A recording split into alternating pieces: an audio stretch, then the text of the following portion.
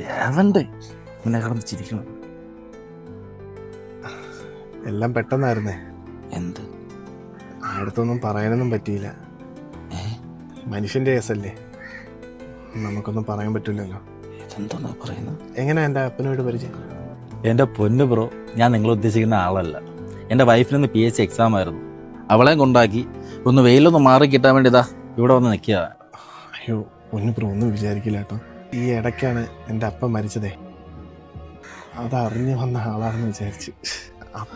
അപ്പൻ മരിച്ച സമയത്തെ നാട്ടുകാർക്കൊക്കെ അറിയാമായിരുന്നു എങ്ങനെ മരിച്ചതെന്നൊക്കെ.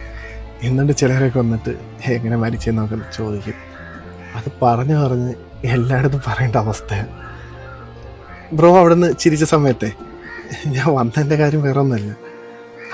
അപ്പൻ മരിച്ച സമയത്ത് ഞാൻ ആരുടെടുത്തും മിണ്ടിയില്ലെന്നൊക്കെ പറഞ്ഞ് പരാതിയായിരുന്നേ. അപ്പം മരിച്ചു കിടക്കുമ്പം നമുക്ക് ചിരിച്ചുകൊണ്ടിരിക്കാൻ പറ്റില്ലല്ലോ.